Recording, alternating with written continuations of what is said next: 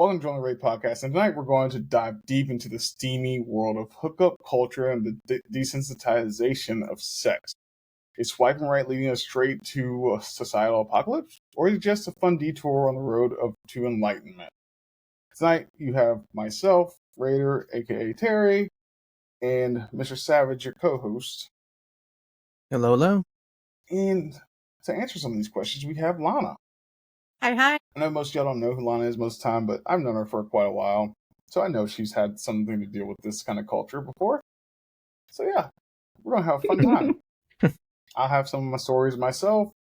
You might know some things here and there about something himself. But yeah, we're going to see how it goes. We're going to see how it rolls. So yeah, let's start it out. So we're going to the basics. How do you define hookup culture in 2025?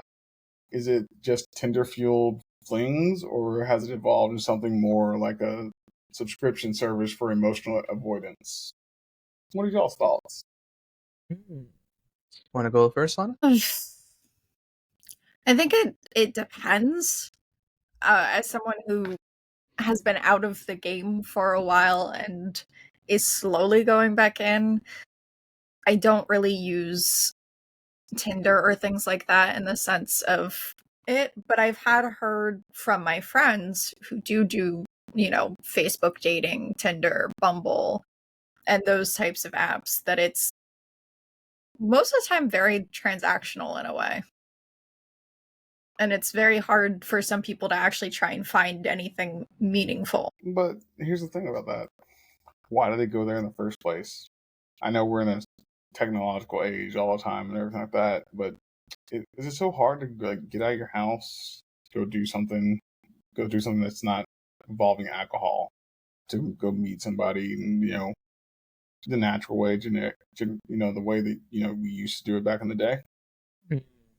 I kind of think it makes it a little bit easier to find people that you just want to hook up with, because if you go to like a bar or like a club, you kind of have that chance of just not finding anything you want, where it's like online you can kind of just scroll through people and not like really interact with them unless you're interested in their first appearance, because people usually go off their appearance first and then they read your profile and then they start a conversation to see how it goes. And I think it's a lot easier if you can just be like, oh nope, don't want to look at this person, don't want to talk to this person, and you don't have to actually engage at all. I think it's the initial engagement that people decide if they want to start it or not. Because when you're in a club and someone's like talking to you, then you kind of have to be like, well, you don't have to be, but typically people will be to do the polite thing and be like, oh, hi. And then eventually you either tell them I'm not interested. And then sometimes you have that awkwardness of people not getting the hint or them not understanding boundaries or being respectful. And so with online, it makes it a little bit easier. And in my perspective, I don't like it. It's kind of hard to tell people's emotions behind a computer screen or a phone, but that's why I can see why people do it that way. I think also, to go off what you said, when it comes to going to clubs and things like that, there is that like standpoint, I don't know if it's standpoint necessarily, but there's like that unspoken thing that like they're hookups. Like if you go to a club to meet people, most of the time it's for just a hookup because everybody's drinking. So there's like that underlying, like if you do end up going home with somebody, it's a one night stand and that's it. Whereas if you do like Tinder and things like that, you might have more of a chance to make it into something meaningful. Okay. So I used Tinder, I think, for 3 months. And it was so impersonal. Like, it was like, it's fucking like a job interview, resume, back and forth. It was like, this is fucking work, man. I'd rather just go out and go talk to somebody than fucking deal with this bullshit.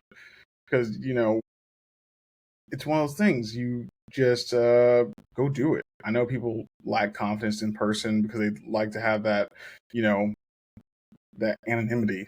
Nobody gets to see who they really look like, things like that. But at the same time, is fuck it, just go fucking do it. Go out there and fucking try to meet somebody. Doesn't even have to be for a relationship. It could be for fucking anything, just to be friends or just acquaintances at that. Because you get to know people a little bit better when you meet them. The natural way of front and personal. Yeah. I'm not saying that it doesn't work.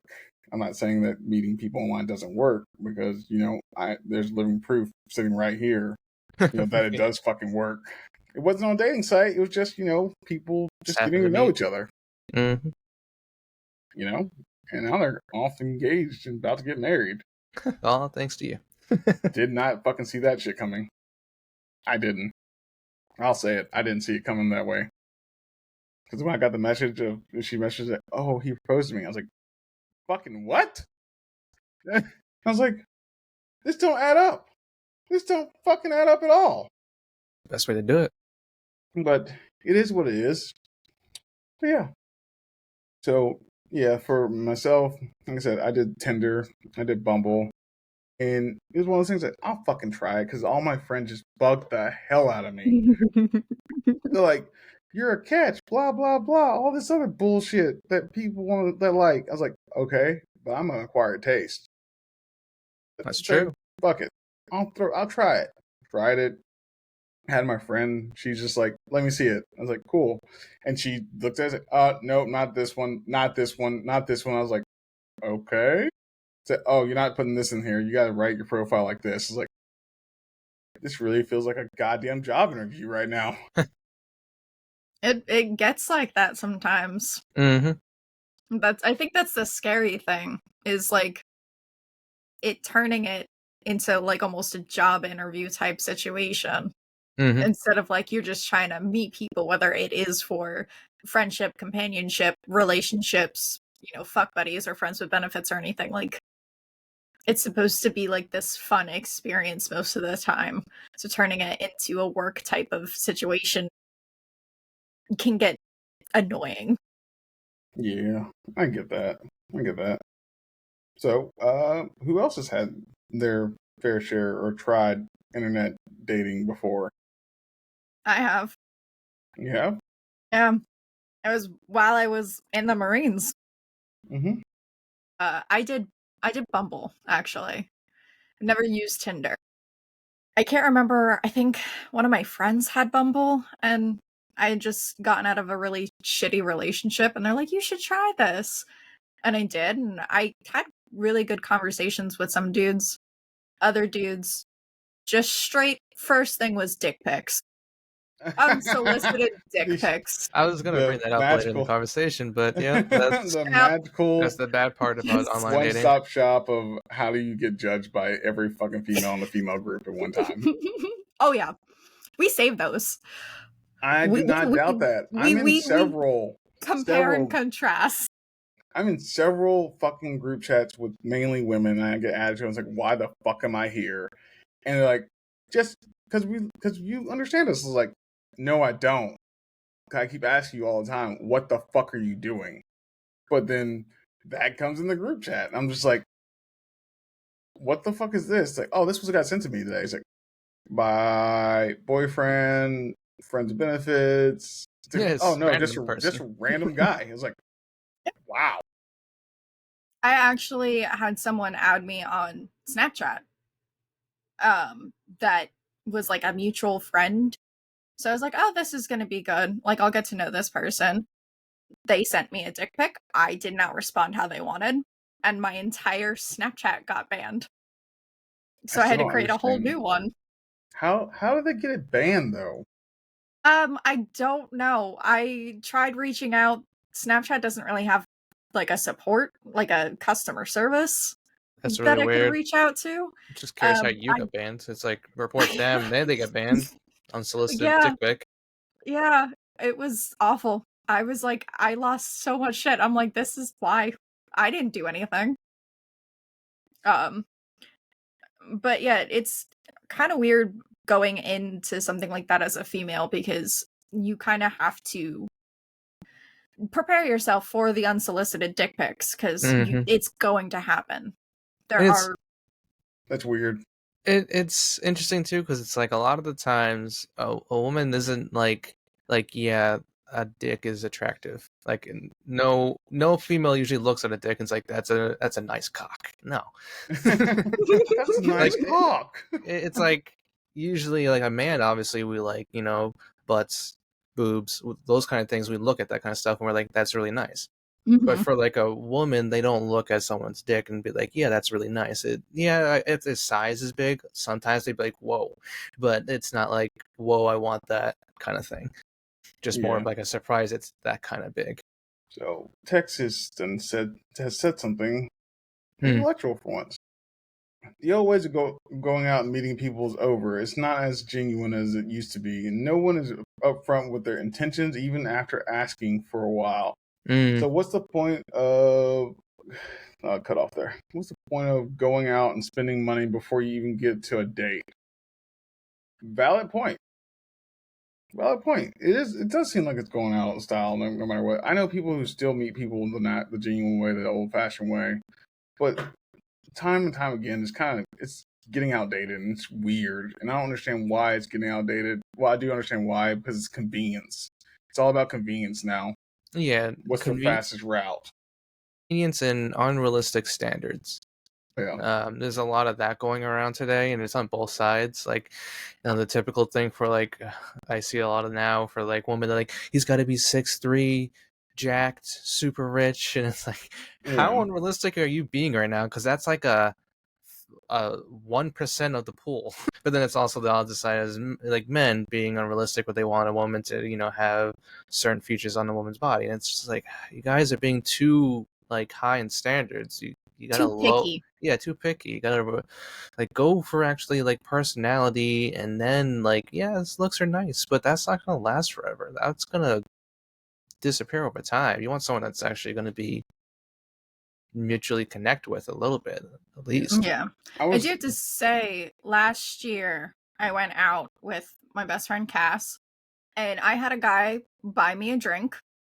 That hasn't happened in years, and it really took me off guard for a minute, because nowadays it's not that common for that to happen, at least in my standpoint. It's been a hot minute since that happened, so it really took me off guard, and like, we had good conversation. We have somewhat of a friendship. It's more like we're associates because we know a lot of the same people, but that was something that I liked, but like, it doesn't happen often because everything's now going through social media nowadays. Yeah, that's true. That's true. He said something else that didn't pop up in the fucking live chat. So yeah, I'll read it out. Last time this is from Texas again. Last time he went out on an old-fashioned date and actually met someone the old-fashioned way, he thought it might go somewhere. It turned out she was married with kids. So yeah, I get what you're saying there, but that's also why you have the conversations and actually dig. Like, I'm not saying pry 100%, but you ask some certain questions, especially like, not being sexist at all, but if there's a woman and she doesn't have a good career and she has a house and she's not renting, things like that, those are usually red flags, unless they like her family helped pay for it, and they'll usually say that up front, say, oh yeah, my family helped me get this or this, that, the other, or things like that, or I came into money, things like that. But if they have that, that big house, nice property, things like that, and we're Texas people, so if they have like land and it didn't come from family, and she doesn't have like this big banking job, then you already know. You kind of already know. That's just my standpoint, Well, that makes sense. I get that. All right, Jade, she said, I know it was hard before COVID, but after COVID, it got harder to meet people IRL instead of online or social media. I get that. But to me, that sounds like making an excuse, because people got used to how everything was in COVID, got used to the isolation, got used to being online all the fucking time, instead of actually putting forth the effort to get the fuck out there. Go somewhere. There's places you like to go, and there's usually somebody, either the opposite sex, same sex, whatever you're into, they like that too. So you can just go there and meet them naturally and give yourself the opportunity. But that also means that you got to get over that little border in yourself that says don't approach somebody. You need to have a conversation with somebody. You don't have to say, yo, you're fucking smoking hot, or you're a smoke show, or hey, you're fucking attractive, I think you're handsome. Just say, hey, how you doing today? That's it. Have a simple conversation starter. I Exactly, do Meg. have to say, from my perspective, I Mhm. take guys more seriously when they want to try and have general, like, good, honest conversations with me when they first meet me versus being like, I saw you across the room and you look hot. Like, I don't like that personally from my standpoint. I'd rather you be like, hey, I saw you. You seemed like somebody that I wanted to get to know. I want to talk to you about things. And if we can have general, like, honest, good conversations about just anything, that is what makes me interested in you. Okay. Okay. Well, we've already talked about this part from our past podcast. You know, what tickles your fancy, things like that. Check it out. But yeah, it's I find it difficult to find that a lot of men find it really, I don't say fear, or they're fearful, but they're intimidated to approach any woman they think is attractive nowadays. But that comes with, you know, how they feel and, like, you know, things go on in the environment, things like that. Everybody asks me, say, oh yeah, that girl was at the gym. You said she was cute. Why don't you go talk to her? And I'm just like, fuck no, not at the gym. Never at the fucking gym. That's how you get fucking famous on fucking social media. Not in the good way. Fuck that. It's like outside the gym, something like that. Like, it's like, hey miss, you look really nice today. Have a good day. And I'll walk the fuck off. I won't even try to have a conversation. I'll just say that and fucking leave. So yeah, no, not at the gym. Horrible place. Don't ever do it at the gym. Just forewarning for everybody. But yeah, that's for women and men across the board. Because yeah, it's one of those things. The next one. I don't know if either one of you can answer this one, but we're gonna see. Can either of you or anybody in the chats, either one of them, can you break down how media, porn, and apps have turned sex from a sacred ritual into something as casual as ordering Uber Eats? And bonus, if anybody has ever ghosted a pizza delivery guy, ask for a friend. I could definitely say I've never done any of that, so. No. That's funny. Yeah. Funny. Yeah, I tried my best this time. So yeah, anybody got any answers on that one? Personally, I cannot. I have no answers for that one. Yeah. Okay. Anybody in the chat or anybody up here ever watched porn before? Or anything that has a sexually explicit scene, things like that drew you in? William put smut into this mix. Yeah. Because it's the same thing. Because nowadays, fucking women, Did you say bone the women or pizza men man? that read smut read these sex scenes, and they're just fucking like, I want that. But then when they once learn how that actually runs, they just like, you fucking choked me. No shit. But hand necklaces are nice. Okay, so the problem with today is that people take, porn or books, and then especially when they're younger, so they're easily influenced.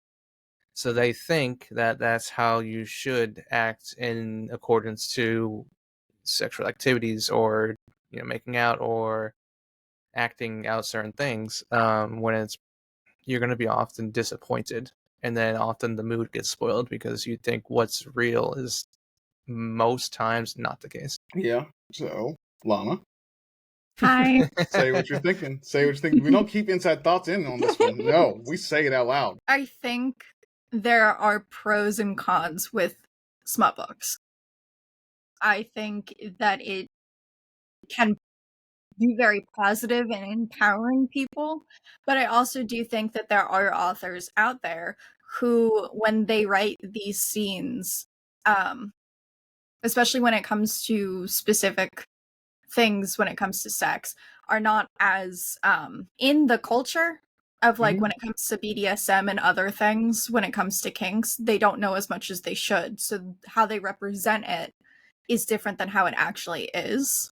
Mm-hmm. And there's that miscommunication and misconception of it entirely, which is damaging. I do think there are authors that do put in the time and the research, and they do reach out and they do good when they write these scenes.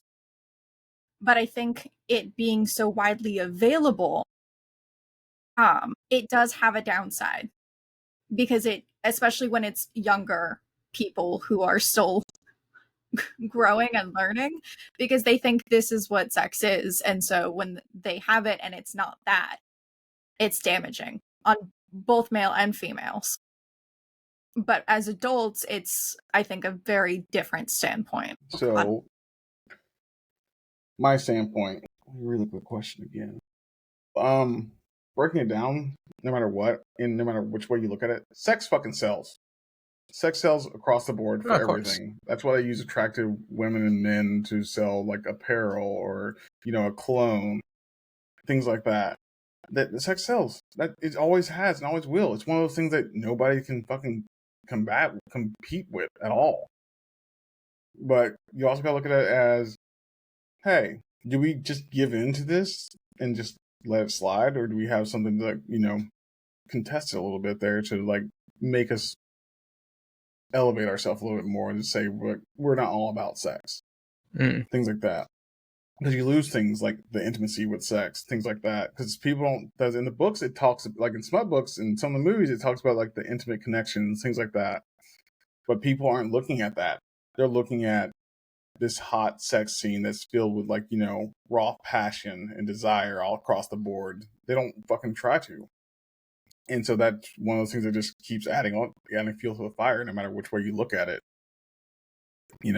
So what do y'all think? Yeah, I agree. It's like you said, people often confuse intimacy with sex and just think like the sex itself is what they need in a relationship, where it's like, no, you need more intimacy, and sex can be part of that, but that's not the whole thing. Which is why, for me personally, I can never just do hookups, because I need a more intimate connection with people. I can't just hook up with a random stranger. To me, that's weird. I don't like being near strangers, so why would I want to have sex with a random stranger? I need more of an intimate connection with people to have those kind of moments. So you've never had a one-night stand, have you? Nope. Ever? Anytime I try to do Tinder dates or anything like that, I always try to actually get to know the person, hang out, and spend time with them, not just hook up with them for the one night and be like, see you later, and then bounce the next morning. Now, to me, it's such a weird thing. I commend you for that, because I cannot say the same damn thing. I can't either. That's just how I am. I was waiting on you to say, I can say the same thing. I was going to call you on your bullshit. No. You're here and you would call me on my bullshit. I'm not going to lie like that. I'll call you on your bullshit anywhere. I don't give a fuck. But, yeah. One night stand thing, for me, it was which I know is a fucking problem. I know it is, was feeling an urge and going out and just fulfilling it. It's just one of those things. And I don't think anything's wrong with it, but I don't think you should live your life by that way. If you have let's say the mindset of it and don't want anything intimate ever in your life, that makes sense.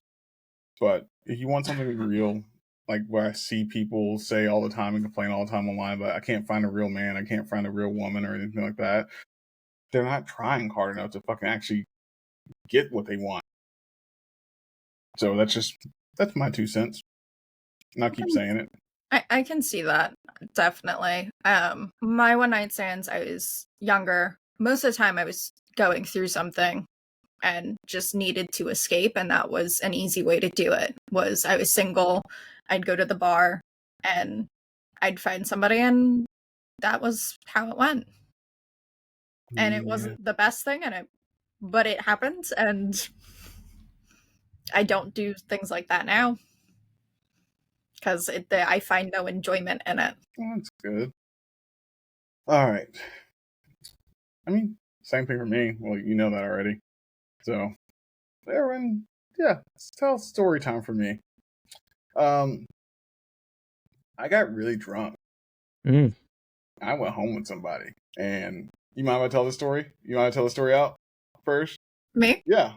Go right ahead. Cool. So I asked Lana out on a fucking date, 3 weeks prior. Let me get this whole fucking story out there. I asked her on a date 3 weeks prior. And it was when we were both in the military and stuff like that. And it was funny. Now it's funny.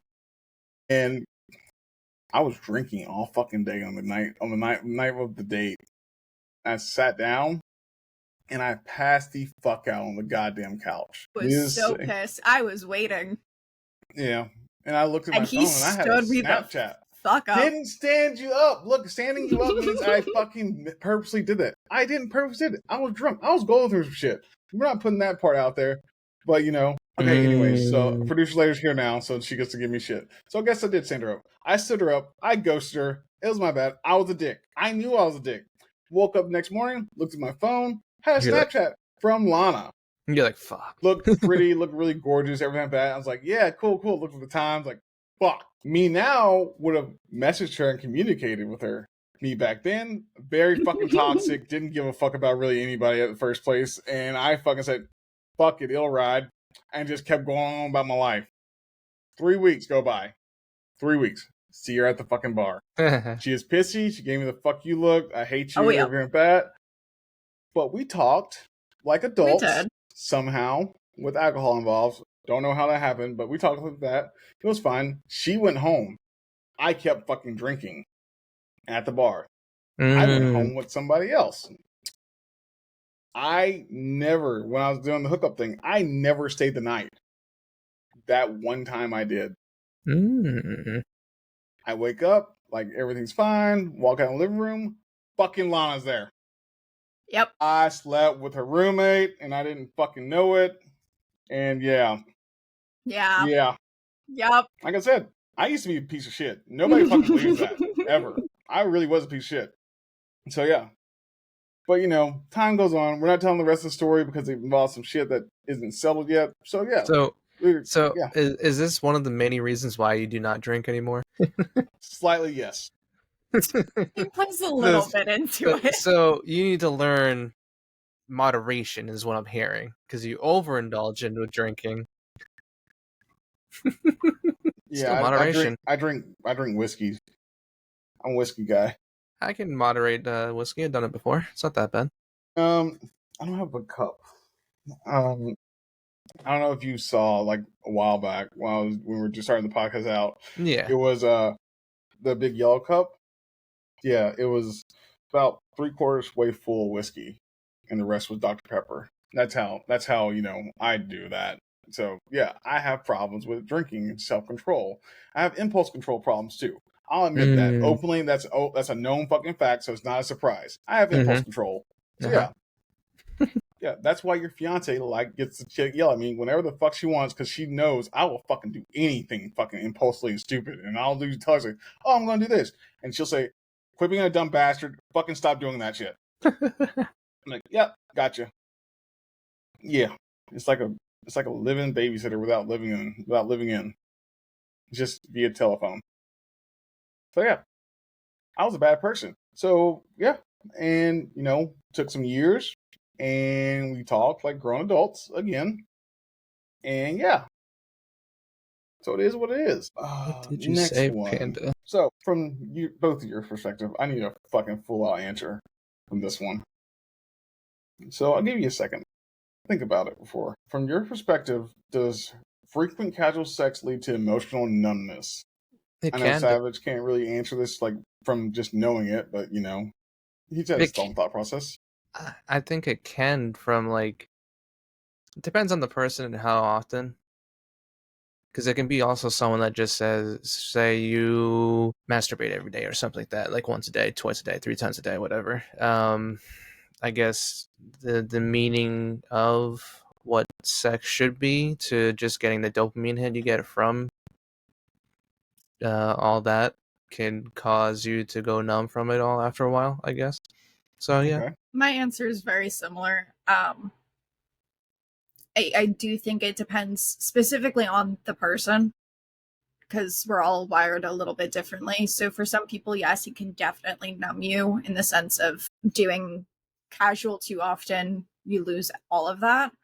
But I think some people, when doing it in specific settings, can help you in some way. Okay.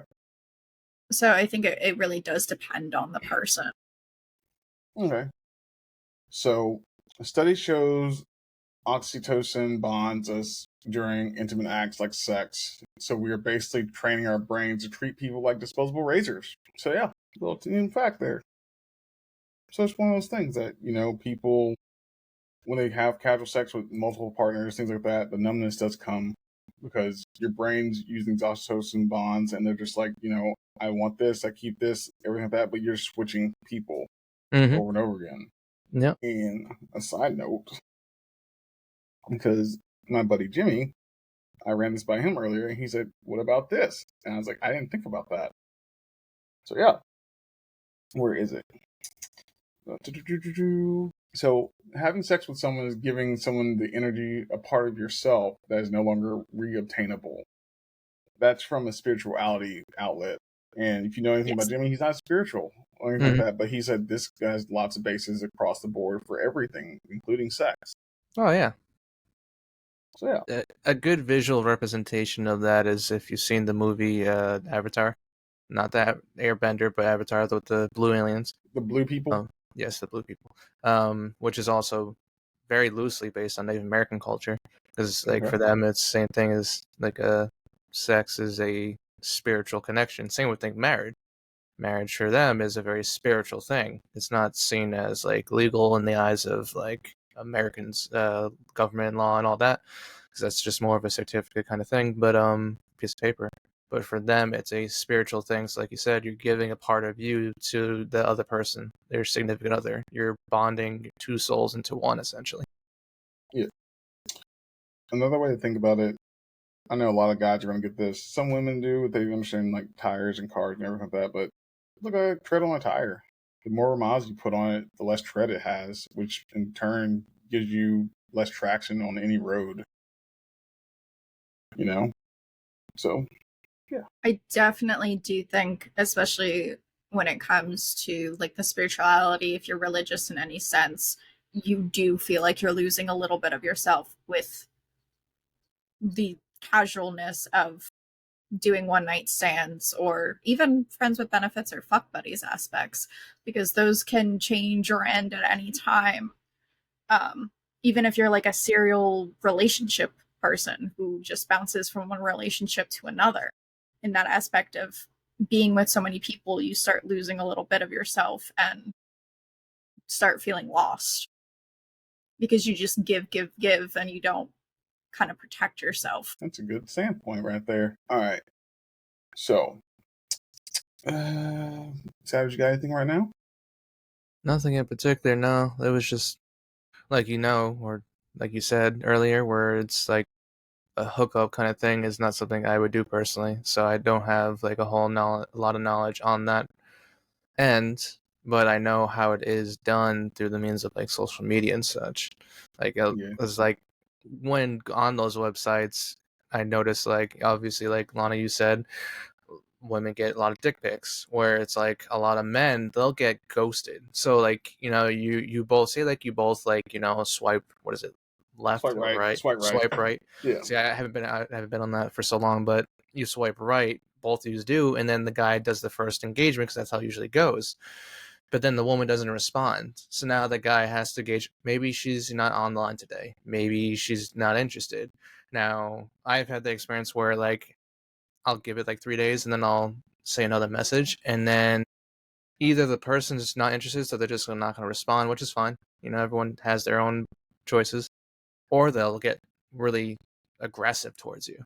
They'll look at, I'm not interested, get the hint. It's whoa, okay. I was just making sure, because we both said we liked each other's profiles, so I wanted to make sure. So it's it's a very weird dynamic on both ends.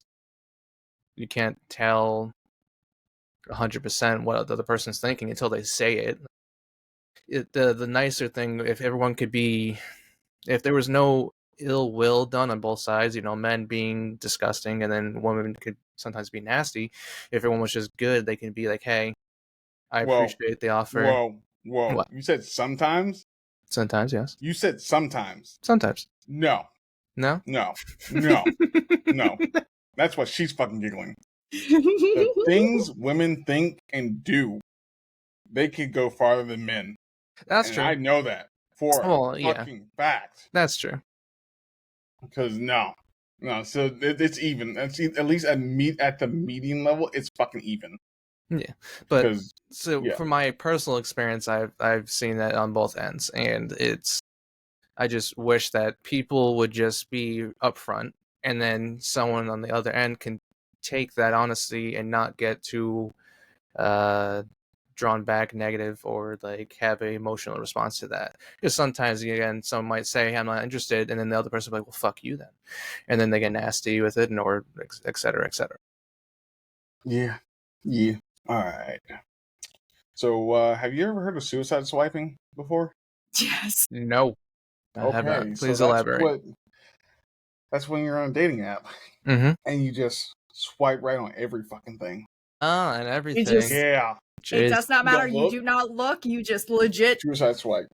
So me and my female friends would sit down together and they're like, oh, we're going to suicide swipe. I was like, what the fuck is that? And they'll fucking do it. And all of a sudden they'll be like, I'm like, why do you do that? It's like, we're bored. It's like, I thought you were on set to find a boyfriend. So I said, we are, but we're bored now. I'm like, that doesn't make any fucking sense. It doesn't. Yeah, it's pretty wild. And then they actually interact with these people and talk to them. I'm like, are you going to tell them that, it's just suicide swipe and you're just having fun with it? No. Not at all. I'm like, what the fuck is this shit? Yes, Ninja, there is a limit. Unless you pay for it. If you pay for it, you get a higher limit. You just swipe till you can't swipe anymore. I've done that once. I was with one of my friends when it happened. Of course. Because that's how it always happens, is we get in a group with at least one other person. I had some interesting conversations, some not so interesting conversations, because they were just dick pics, again. But after that first time, I was like, I'm not going to do something like that again. You're not? No. No. Did you actually get any responses? And you were like, yeah. Why did I say yes to this? Well, so that's when you have a conversation with them, and then you kind of let the conversation slowly fizzle out. Because I'm not one who likes to ghost for no reason, unless there's like a very specific reason, and then I'm like, fuck you, don't want to deal with that. So I just gradually let it just fizzle into nothingness, because then by that time we're both like, okay, we're gonna part ways. Yeah. So it's more amicable. Okay, so have y'all, since we've been talking about this, any of y'all thought about the mental health aspects of this? Mental health? Yeah. Yeah. I have, because once, especially for I think women get it more negatively than men get it on those websites. On the aspect of like I said before, it could be dick pics or whatever, but after so much of it, they kind of get exhausted from it, because it's just like, okay, I'm not going to actually meet someone on this website because all I'm getting is the same thing over and over that I'm clearly not interested in. So they get tired and exhausted from it, and that is mentally draining on people. Yeah, it is mentally draining. It causes like high rising anxiety and depression, because you look at it all and you're just like, oh, hookup culture, no strings attached. It's usually what most people think. Like, it's something easy, something don't have to worry about it the next day or next week or next year. You're just like, I hooked up with this person and I don't gotta see them again. But it's one of those things. It affects people because they're putting themselves out there, and the ones that are actually trying to have a relationship, they're kind of get ghosted. Yeah. Yep. Because either one, they don't have the conversation to talk about it, figure out is this going to be something to last or whatnot. Like, you go on 2-3 dates or 5 dates. I don't know what the average is on how much people actually want to go on the dates wise. But yeah, then you put this time, you get to know this person and try to make a connection with them, and then you get ghosted because they're like, I'm bored with this, I'm going to find something else now. So that's just a little tidbit. I think what Peaches had posted is a good standpoint. I think there's a bit more to it, because there are women who go on these sites because they're bored. I'll yell at you. Me? Yeah. Okay. because it's right here, and I was going to do that. Sadly, some women want the attention for the moment, but not the physical connection. Those women tease people too much, but other women want a relationship and just are too afraid to follow through. Out of fear of being hurt or used for a one-night stand. That kind of goes a little bit on what I was going to touch on next. It sucks. The dating world sucks right now. And it's just how it is. You gotta either one have the fucking wherewithal and the fucking gumption and the spine to realize that people are gonna try to get in your fucking pants. Not gonna lie. Majority of men don't like to wait, especially when it's readily available somewhere else. Mm-hmm. That's just it. That's myself. I'll even say that myself. I saw that as a video earlier today too. So yeah. But I it's one of those things.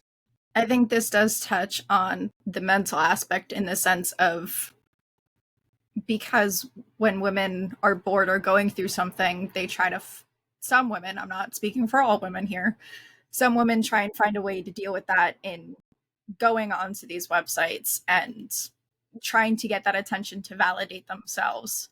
And in the standpoint of the women who are putting themselves out there for a relationship, it can negatively affect them because of getting shot down or getting ghosted or only being seen as something for sex.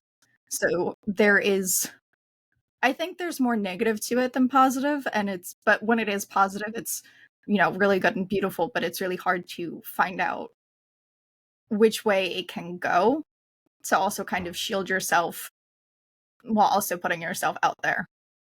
It's like you have to have those barriers to protect yourself, but also try and be out there to find a connection. So with that, who does it fall on that, that they're allowing, I'm going to say allowing these other people to affect them like that? It's definitely on themselves if they take what people they barely met to affect them. But especially with how people are nowadays, where they get so offended by words so easily that they do need to work on themselves, as in, like, this person doesn't know me enough that them telling me I'm an ugly fuck should affect me. Yeah, then you should just know that their value is a better standard and that it's just not the right person. So they'll find someone that's worth their time and energy. And here's the thing I always tell people, because I've had the call so many times of, this guy ghosted me. And I said, you sleep with him? Yeah. I was like, so you weren't too ugly to sleep with. So don't fall as bad. Just to realize that that's what he was after in the first place. That's just it. That's not anything you did. I was like, but at the same time and I asked the question, like, how many dates? How long do you know him? Did you actually have extended time talking to him and hanging out with him? Things like that to get to know each other. Something like that. Like, was there actually a real connection starting to form? Or was it just simple, like, how's your day going? And, oh, that's cool too. And, oh, I did this. Not like full out deep conversation. Yeah. Which one was it? So yeah, you come to find out that, it's not really the latter. It's not the deep conversation and stuff like that. Because I'm just like, and I look at it as like, well, that's kind of on you on this one. I'm not want to sound like an asshole, but it's kind of on you because you didn't allow yourself to, one, feel it out fully, and you put so much trust in somebody else. It's like, just don't do that. Just don't do that at all, because you got to have, your standards for yourself. Not about what everybody else thinks or how everyone deems society should act. You know what you want out of life. You know where you want to come from. You know what you want to do. You know how you want your relationship to be. So just stick to that. Yeah, and that brings me back to like what I said earlier with the video. So in the video it was basically like it was one of those like channels where they do like a group of men and a group of women, and then they try to see who would hook up with who or whatever. And they interview each other or do whatever challenge or whatever.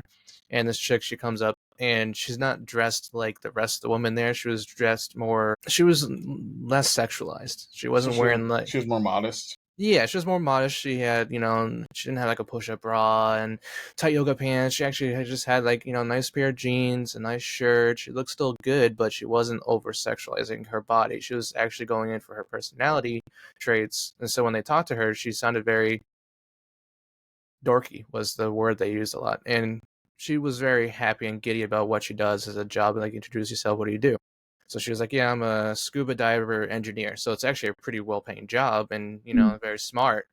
But all the men there were like very like put off because they're not interested in someone that can actually do things in their own personal life that actually has a career, etc. They're just looking for someone, like you said, that just like a hookup. So when they asked, they're like, all right, so if anyone's interested in her, please stand up and move towards her. Not a single one stood up and went towards her. And it was like, oh, that sucks, because she seemed like a nice person, seemed like a person that you would actually enjoy having a conversation with.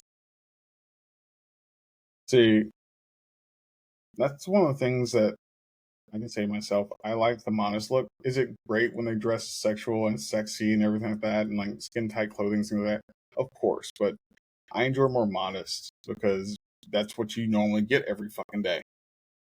So it's one of those things, messy buns, things like that. It's not like they're dressed like a supermodel 24/7 all the fucking time. And hats off to you if you do that. That's a lot of fucking work you put in every fucking day. That is a lot of work. But yeah, that's just me on that one. All right.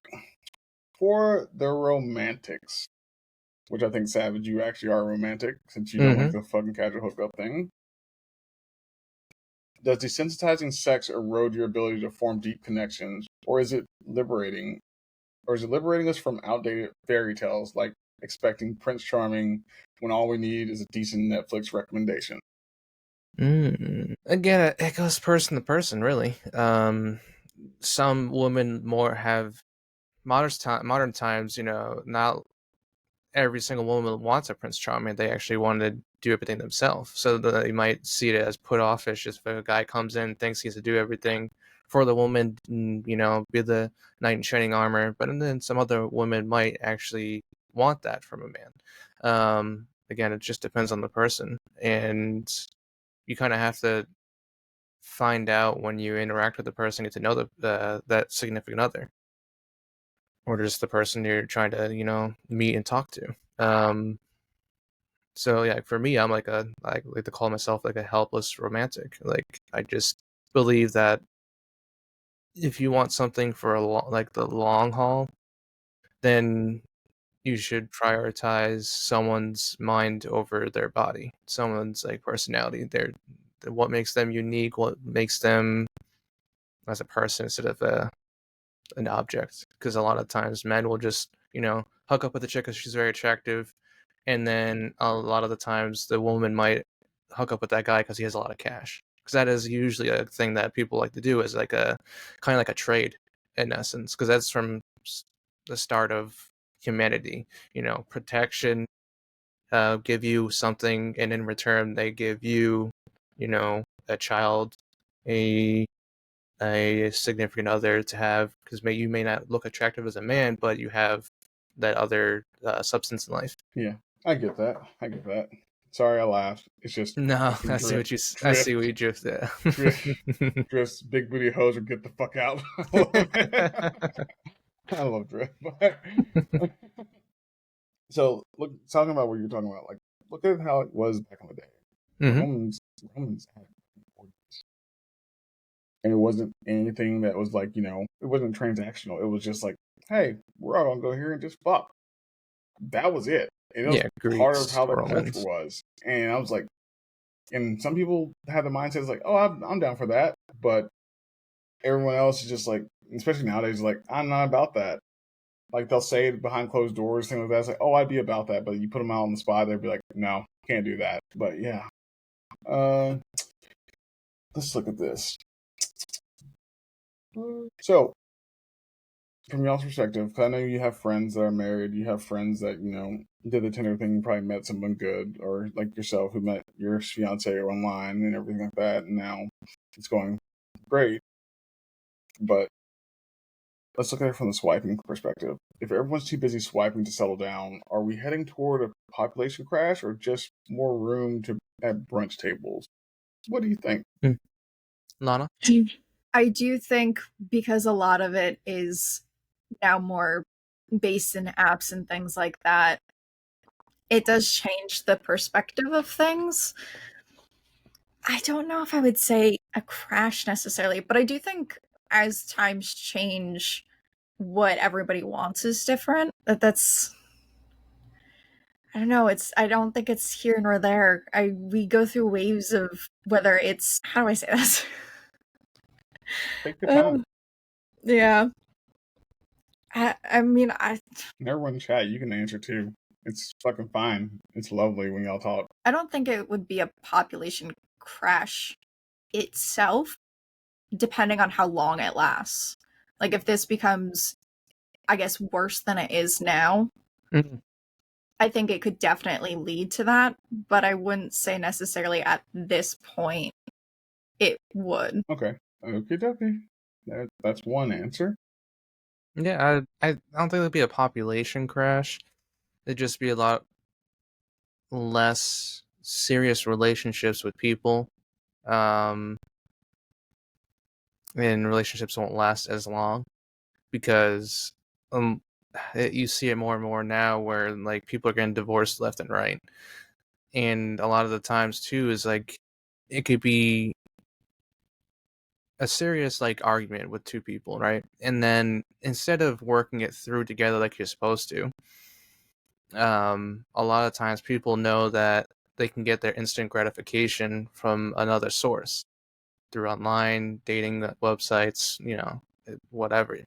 And so through that, people don't have as serious relationships. But in terms of like a population crisis, no, we're not gonna have a crash in that because there's always going to be people breeding. That's human physics. That's not gonna cause. It's not gonna like stop people from having unprotected sex. That's just gonna keep happening regardless. Okay. You mentioned divorce. Mm-hmm. What do you think the ratio is, men to female?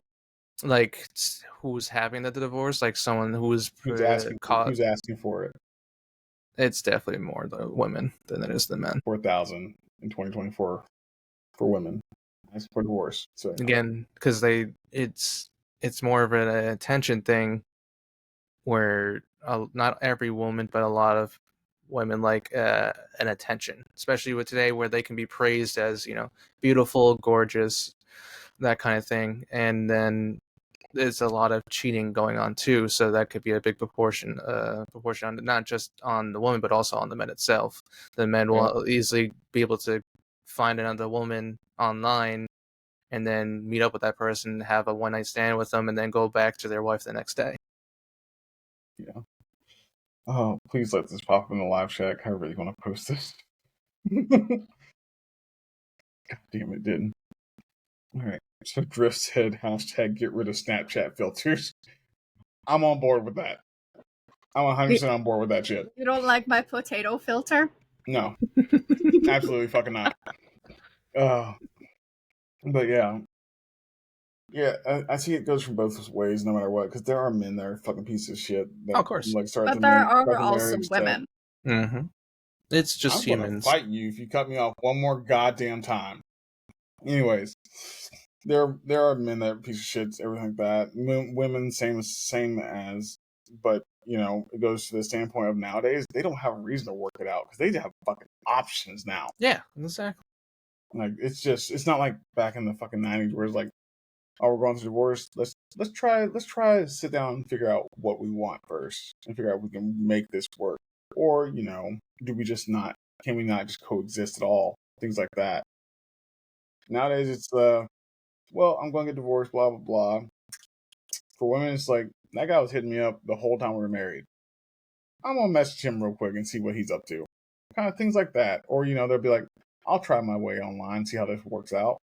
Majority of women, if they're attractive, good figure, things like that, they usually get hit up all the time, whether they're in a relationship or fucking not. Mm-hmm.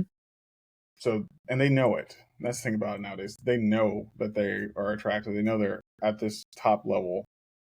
But, it's one of those things. And guys the same way.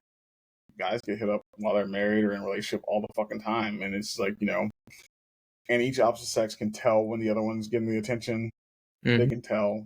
But they usually say, hey, who's that? Things like that. And oftentimes too, it's like communication problems, where like say you have two people in a relationship, and one has an issue, but they don't bring it up with a significant other, and that drags out for 2 months, 6 months, a year. Now, within that time, you can also be, this person will be, instead of talking to the significant other about it, they're on Discord, they're on Facebook talking to other people about their problems. And then, someone might come in on that during that downfall on that person's in that moment in their life and abuse that moment and actually, sway that person to, cheat. They're like, well, you don't need that person. I can treat you better. And now they've kind of like swindled their way in because they just want that one time, or they actually do want a relationship with that person. And so there's that kind of thing. So yeah, it's interesting with today's technology how it can influence a lot. Yeah. I Go do ahead. also think that society, like when it comes to social media, as in like entertainment and things like that, does play a part, because you see, these celebrities or these actors and all these people divorcing left and right and finding new partners.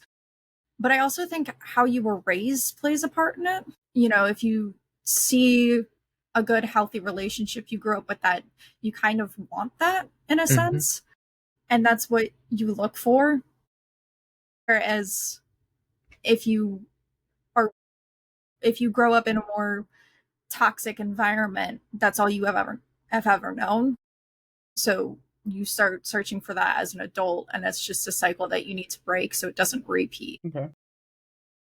Good points. Good points. So for myself, I never saw a mom in a successful relationship, and I knew it was something I wanted because all my friends' parents had that. Like, did she have relationships? Yes, but she was the smart one. She didn't keep it near us, which I think more parents nowadays that are single parents need to fucking learn, is to quit introducing your children to fucking people that you don't know if you can trust them fully or not. Mm-hmm. But that's just me. I'll get on my soapbox now.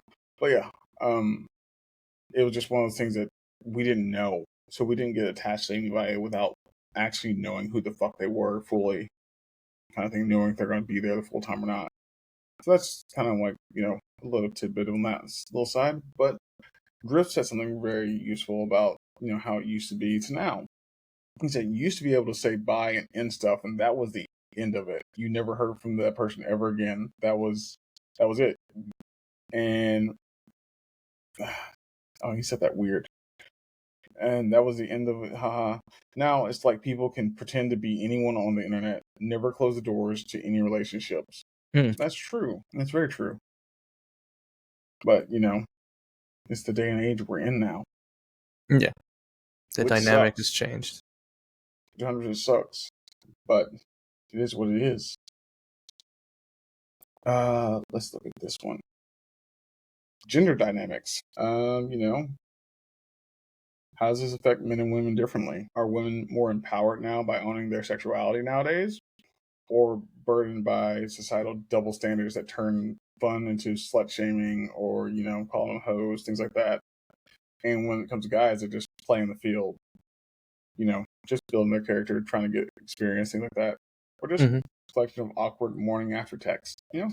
How do you feel about that?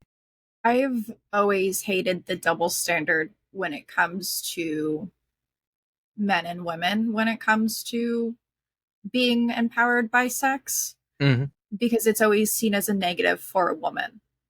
But a guy, the more he sleeps around, like, he gets cheered on by his bros.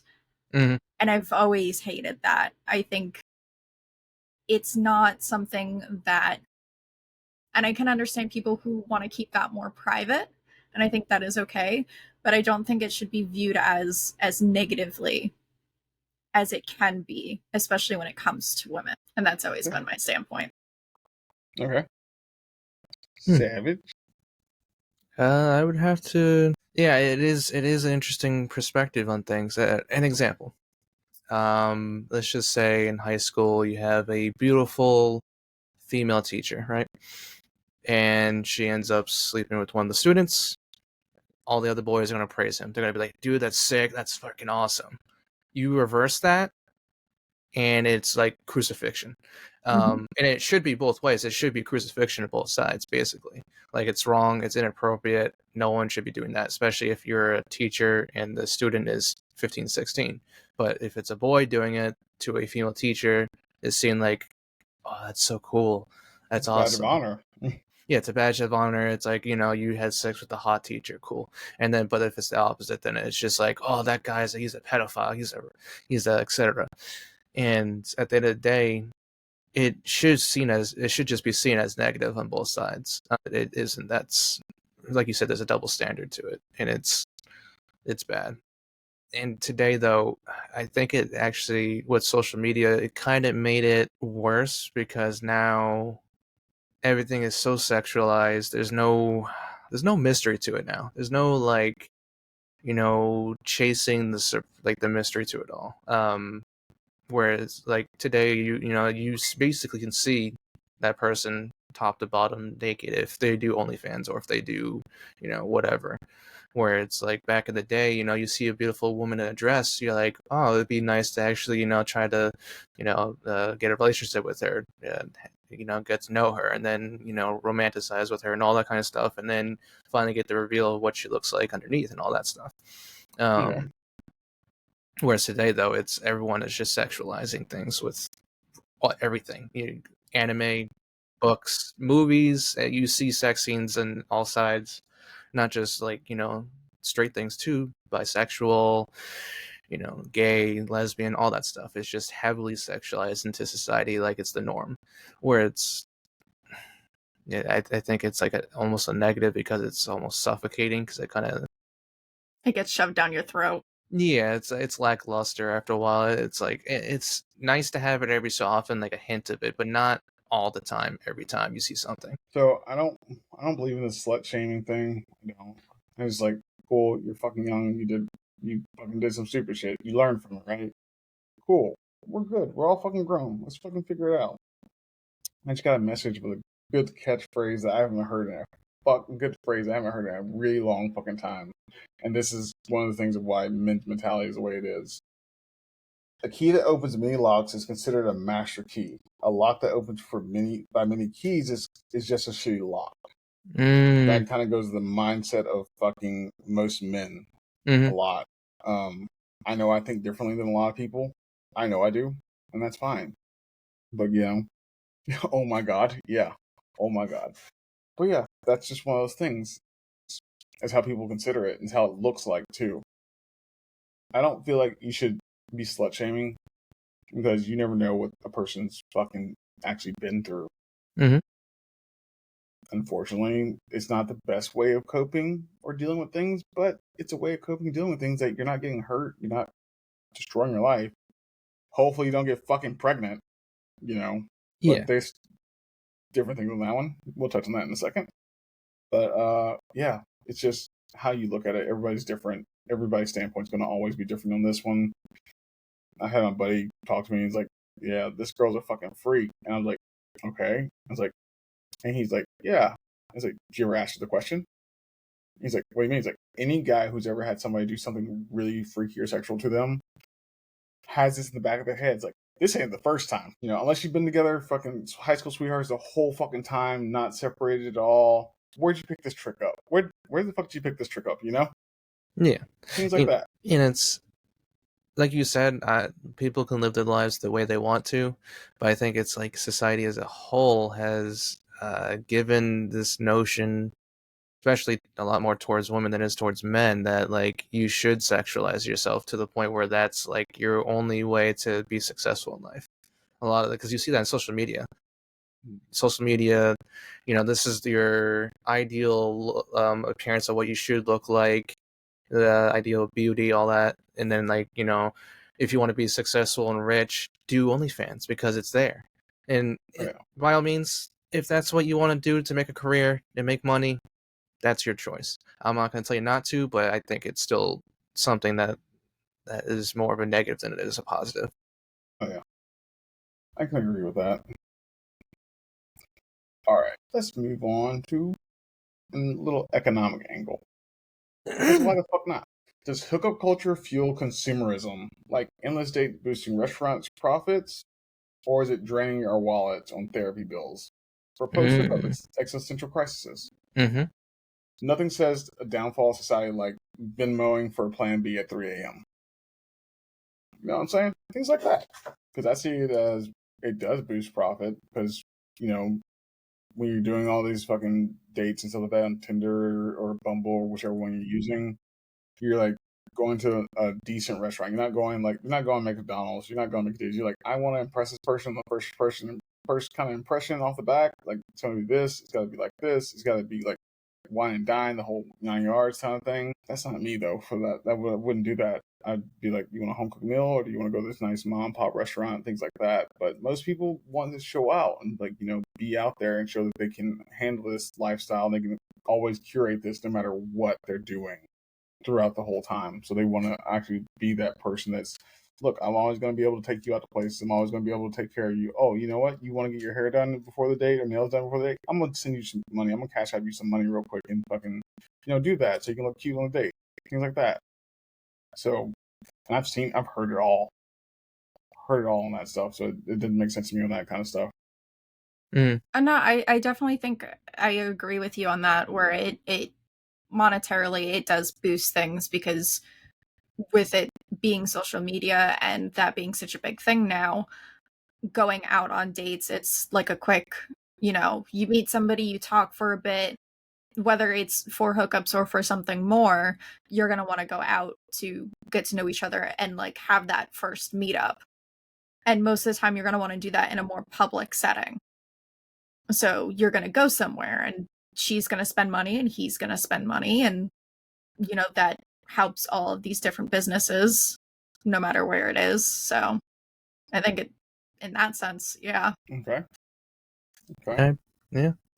I pretty much agree. Yeah. I have a question for you. You said she's going to spend money. Well, not every guy is going to Venmo a girl to get her hair done or her nails done or to have her get a new outfit. So if she's going to want to make that nice first impression and he's not going to pay up, she's going to spend her own money to look nice. And whether it's, have a spa day or, even if it's not even spending a lot of money, but paying for gas to get there, or, some way she will spend some of her own money, because not every guy is going to be like, here's $200 to go treat yourself before the date. Because I will tell you right now, in every situation that I've had in that instance, not one guy has done that for me. So anytime, it's always been out of my own pocket that I go get a new outfit or new shoes or make sure my makeup is still good, because that shit does expire and you should be checking it. But we will spend some of our own money as well. Okay. So I have something I gotta contradict right now, because Features put in the chat said a properly taught moral person would either, god damn it, this thing popped up, would either be at church praying or at home drinking with family and friends. God damn it, I think he's popping up. Family and friends that they can trust, not put them in that situation. If they did go out, then they would have the people with them that wouldn't let them be manipulated. Mm-hmm. I agree with that to some degree, but that's something we're going to deal with another podcast episode of people you trust and why you trust them and how you deal with them. Like, because certain people, you say that they're going to be there and have your back for certain things like that, but when you put them out in public and things like that, and you put alcohol involved or something like that, they don't really have your best interest at heart. They just want to have the fun, things like that, So that's it. And two, I know a lot of immoral people that go to church every fucking week, or every Sunday and Wednesday, things like that. So saying that, people are more moral with church doesn't mean it. And I see them post Bible verses, things like that too. So it's one of those things that you can't just go off that. Yeah. It would be a good measuring stick to see if they're like, if you're into that spirituality or that religion, then, go that way, because that's what you're more like. That's more you look likely in tune to. But that's just not. It's not 100% answer for me. I was going to say I agree with what you were saying. That's a good thought process to have, but not every person's like that, and the vast majority of people today, especially the younger generation, don't have that concept of like a moral standpoint. Because I see videos all the time of people like, and yeah, some of them are just for clout and videos and just fake, but there's some real ones out there too, where it's like this person's posting her whole like, oh, I cheated my husband today. It was crazy, and then they're, like promoting it like it's like a cool thing to promote. It's like, how are you okay with posting this? And it's because people get attention from it. Good, like was it as the saying goes, any publicity is good publicity. Yeah. So they get good attention. They don't care if it's bad. Like, oh, it makes me look bad. Who cares? And they just post it. But there are people out there that do have that, like you said, moral person that is they'll know not to do that. And I would hope people can be like that, but I know that a lot of people today are not like that. They don't have that thought process. They're just one bad day away from having to slip up. They're gonna make mistakes. People make mistakes. That's what makes us human after all too. So you might catch them in that vulnerable state, and then you're both going to regret it the next day or whatever, a month down the road, and then try to um, fix your mistake by repenting and all, or whatever you want to call it. Yeah, so that's where I was getting at. 'Cause I've seen people go balls to the wall on a Saturday or Oh a yeah. Wednesday night, and then be at church the next fucking day, like they didn't do any fucking heinous shit or outlandish shit or say certain shit at a fucking bar, and then go to church like they're a saint. Rubs me the wrong way because like if you're gonna do this thing, do the thing. Like if you're struggling with it, I get that because it's not Yeah. always fucking everybody's not meant for certain things, but don't act like you're better than everybody else from that standpoint because you go to church, even though you're doing the same shit I'm fucking doing. But yeah, that's just some ways how you feel, y'all. Yeah. All right, let's flip the script a little bit. Talk a lot of negative about it. So let's go positive. Could desensitizing sex actually be progressive? I would hear your perspectives, because for me, I don't think so. So, in my perspective, it could be in a progressive way because then you're not putting in emotion, you're not putting in, the idea of like being attached to one person that you always commit to. I get that. Mm-hmm. What if you just, it's a business transaction across the board, everything everywhere is a business transaction, and it's just that simple, and you keep it moving, and there's no decline because obviously people are going to get pregnant. It's going to happen. So you still have the birth rate, and let's say the society we have has everything built in where if you don't want the child, you go to a home that they do want the child, things like that. Mm. None of this heinous fucking bullshit of often anybody or anything like that. There's certain situations where that's okay, but overall, it's not really that case. So things like that. That's where I'm getting at. I do think there is a way moving forward that it can be a good thing as well. Like I don't think right now it is 100%. Like there are positives and negatives. I think us as adults can lead it, and hopefully younger generations follow into building it to be something that can be seen as good and healthy and not just negative, because as you said, it could be more transactional business like, Mm-hmm. but it can be more freeing. It can open the doors of like sex positivity and not looking at everything like, oh, just because this one person only does hookups, there's something wrong with them necessarily. Like I think Mm. it depends on your mindset as well, because I do know people in my life who do not want to get married. So hookups is kind of like the only way they have any kind of like sex or intimacy. And that's fine with them because that's how they enjoy their life and that's what they want. But it's viewed so negatively sometimes that like they're not as open about it. So I think it depends on how we move forward with it. I think, like I said, the main thing is if you take the emotion out of it, Mm-hmm. that's where most people get tied up, and that's when, like, let's say people that have these casual encounters all the time, they get somewhat bonded to this person because they're that type of person where they're so emotional. They, you know, they have intimacy when they have sex, which is not a horrible thing. It's a beautiful thing, but it's just they can't handle that lifestyle. Yeah, that's me. That's 100% me. Yeah. And that's why personally I don't do it, but I can see why other people do it. Like if you know, you having, you know, a rough week or whatever, and you want to get the edge off. A good way to do that is through sex. Sex is a good way to release tension, have a good time. Yeah, it is. So I can get why people do it. I just can't do it because for me, I find it just awkward and strange to be in a bed with a person I don't know. Okay. But knowing that about yourself, you can then move forward with that as in, this is not for me. Yeah, So exactly. just Yeah. being more emotionally aware as well. Mhm. Whether it's, like Terry said, taking the emotions out of it, or knowing that you can't do it, so you avoid it. Yeah, pretty much. All right.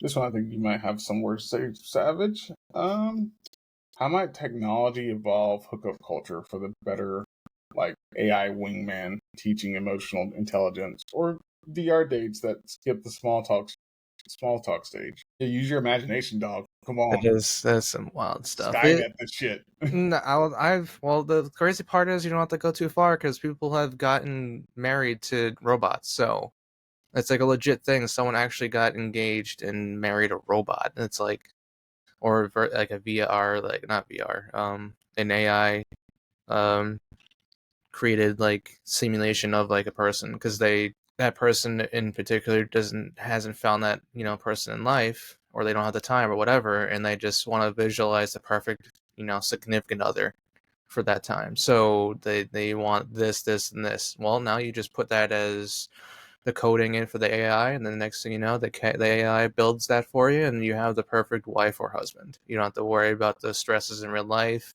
all the emotional like attachments to everything, because everything isn't nice and dandy. You're gonna have times where you're struggling in your relationship. You're gonna have fights. You're gonna have good moments and bad moments. That's part of life. But a lot of times, you know, someone doesn't want to deal with that, so they, through means of technology, they can just do that. Okay. Lana. I think the beautiful thing about us as humans is going through the bad and the good and finding somebody to go on that journey with. I think it's, you know, life is a journey every day. Something new can happen. Finding that significant other who you can love and can love you through the dark days and the bright days. Mm-hmm. I personally love that part of it. I guess I can see why some people need this perfect version of something that I can't. I want to say I can because in one aspect I can see why some people would do that. I don't necessarily think I don't think it would be a good progressive thing, but I also know that they're coming out with AI porn now. I wouldn't be surprised. It's a thing now, and while I think in some aspects that can be better, I think it's also way more unrealistic than porn is as it is today. I'm not a huge Bird is crazy. Oh. it's fully out. I mean, I've seen commercials. I will say that. I mean, they But have the Time out, movie. time out, time out, time out, time out, time out, time out, time out, time out. You say you've seen commercials? yeah, Where? not saying. No. Not saying? Not saying. Oh, come on. No. So No. there is a movie with Megan Fox in it where she's a robot, and they have like a sex scene and all that. So literally, she looks. I mean, it's Megan Fox, so she's a very attractive woman, yes. But at the same time, they make her heavily like robotic looking in some aspects, and so it's like there's things out there already for that kind of thing.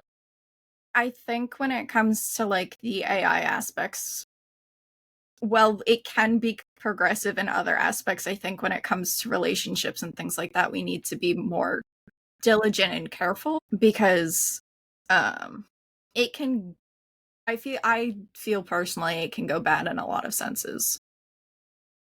Especially if it comes to like physical, full-on, whether it's life dolls or robots or things of that nature. I'm like, even if it's just, you know, an AI on a computer screen that you marry, I don't have the biggest hopes for it right now with how we are in society. Let's say it was real right now, fully out. Like an Mhm. AI was in a robot, humanoid, robotic, synthetic body, anything like that. Would you, especially you can program it however you wanted it to, every aspect, every detail down to the T, would you say, I'll give it a shot? No. No. No. Why not? Mm. Because to me, it takes the joy out of it. Because if I can program something specifically how I want it to, yeah, can it fulfill every one of my fantasies? Yes. But I like the aspect of this is another human being that has its own thoughts, its own like personality, and I can program that. But that's going to be to my preferences.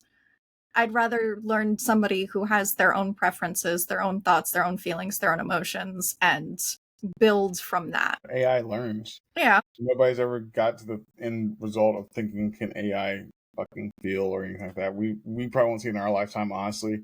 But it's just one of those things of I you think we think will, about to it. be honest. You think it will? That's Technology is possible. evolving really fast. AI and all that stuff is evolving really fast.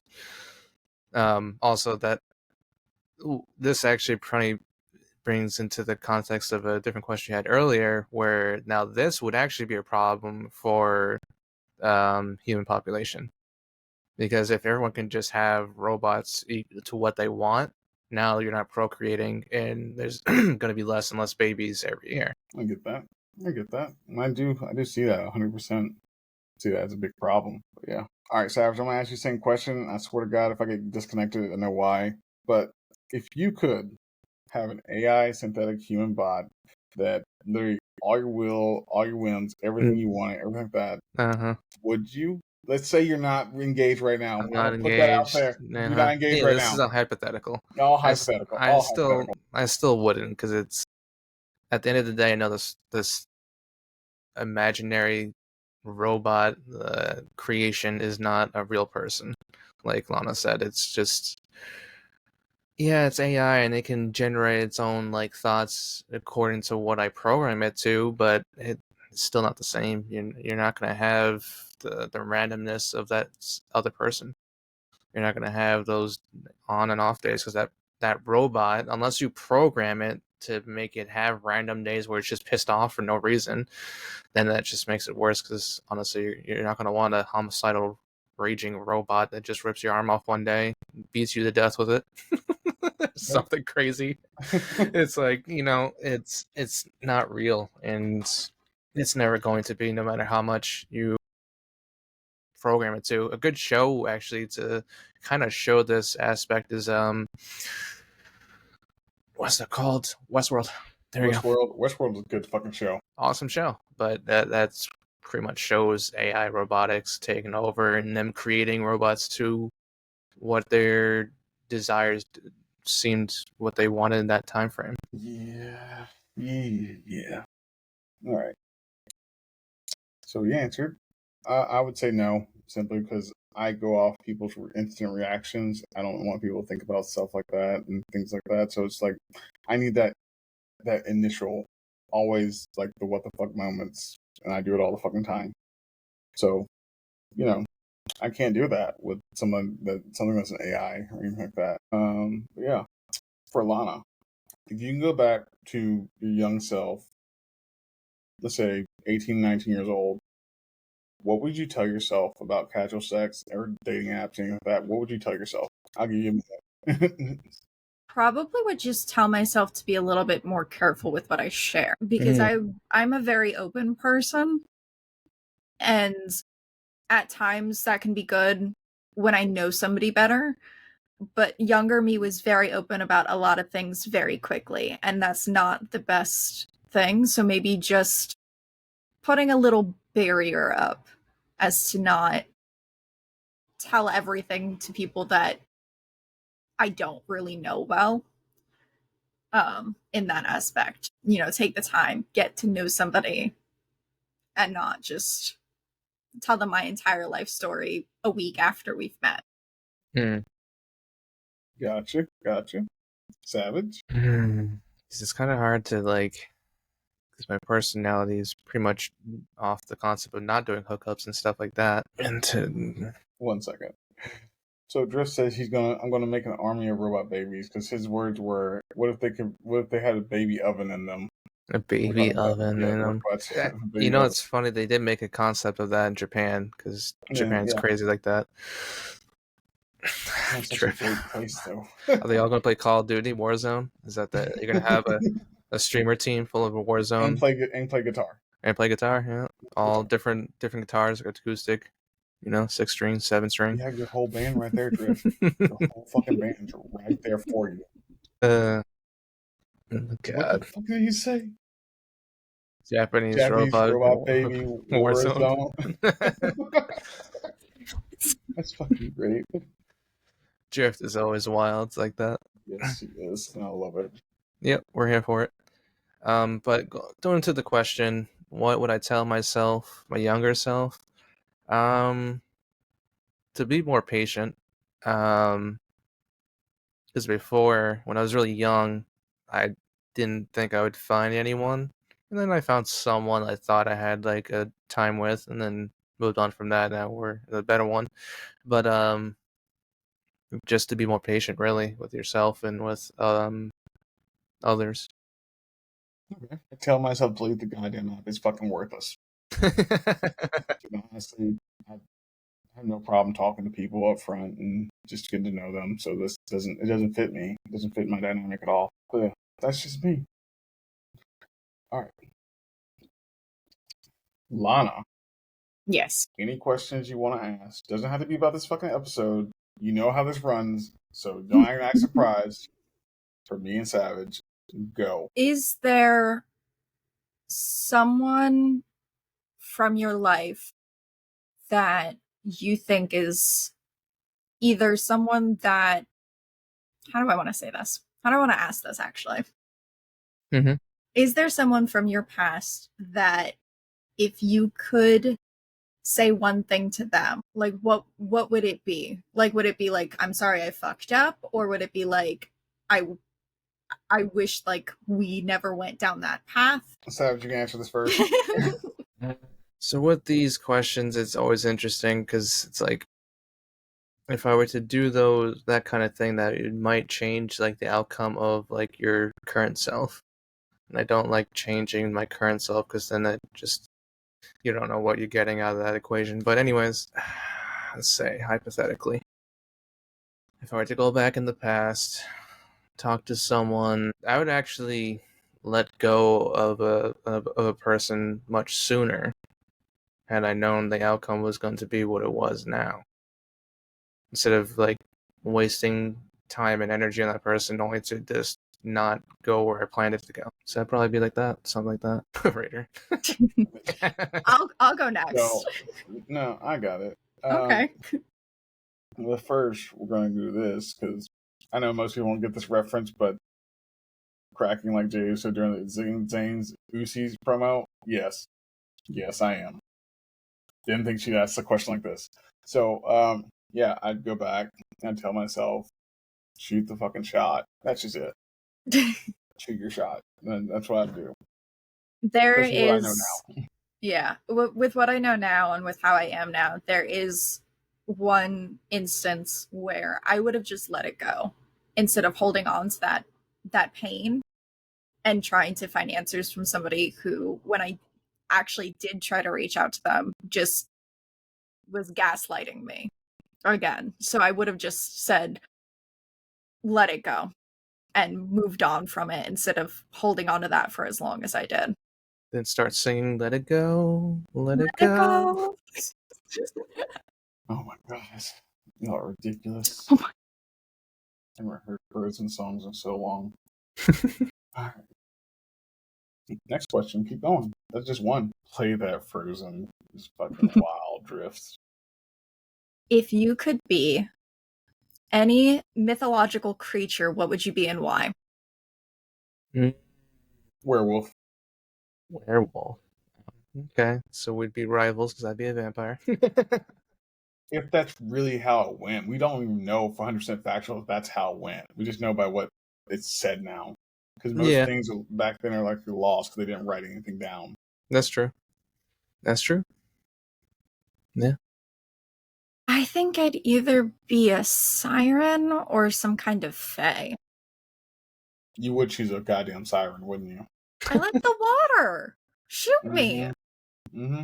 Sure. So will that be considered cannibalism then? Because you want to eat sea fish. It's part of my diet. I mean, technically, we didn't know what they ate. Actually, no. Would it be so- considered cannibalism? Because other fish eat other fish, and that's not considered cannibalism because they're not the same fish. Yeah. So it's not like a tuna eating a shark or vice versa. It's cannibalism. So Exactly, Drift. Exactly. I like the water as justification for that. It's crazy. It's fucking crazy. 100%. Dragonkin. Okay. So that one right now. Well, there's. I had to suck 1,000 sailors to their death, but I love the beach. Yeah, to a T. Oh, all right. We got one more question, then we're going to end this thing. Do I have to ask the question? Yes, you do. Oh, fuck. You know how this runs.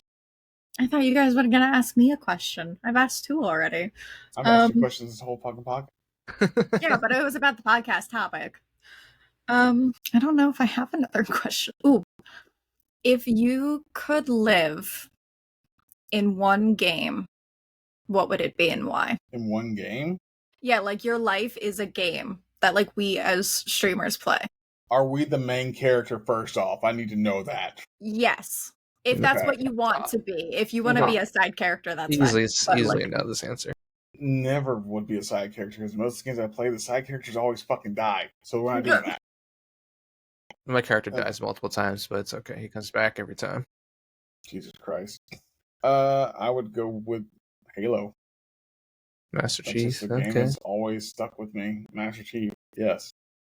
God of War, Kratos. I'm just ripping things apart, and then sometimes die. I think he dies at least once each game, besides the most recent ones. Yeah, 1 through 3, he dies once each game, and then he comes back. Which God of War? Do you want the newer one or do you want the original ones? Well, he's the same person, so I guess know, I'm but just starting the story the whole. kind of, which one do you want? The one where he doesn't die? You want the ones where he dies actually in the? Because the stories are really.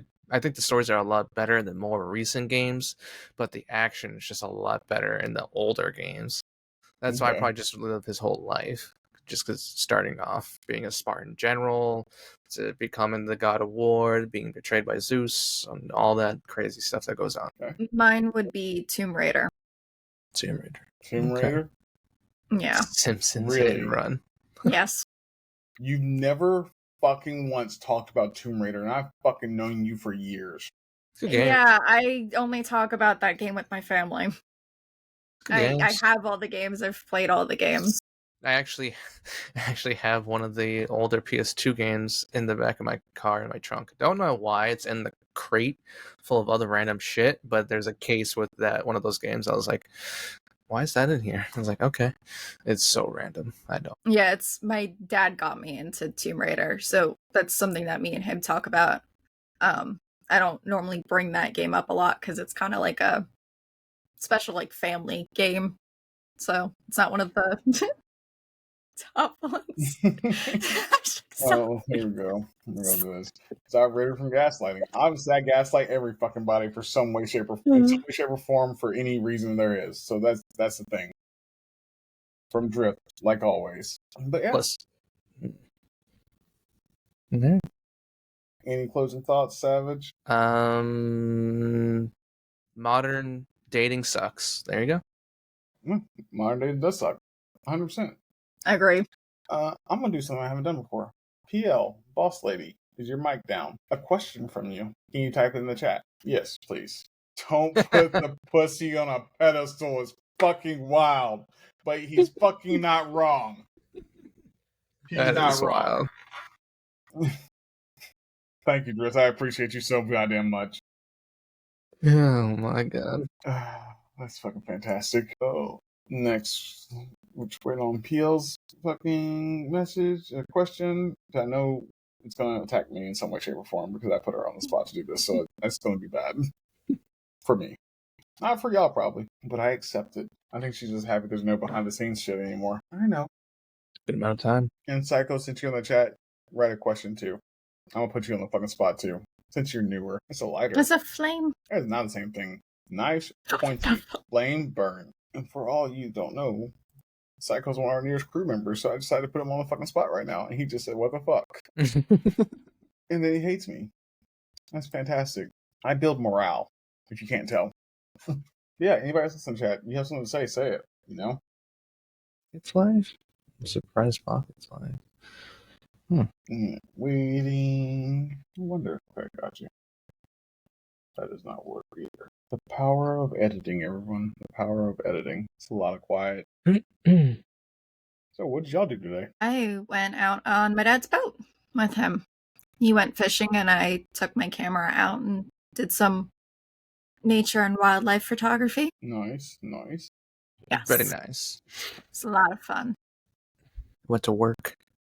It was rather dull. We played cornhole, and then I made time cards for the crew, I guess would be called.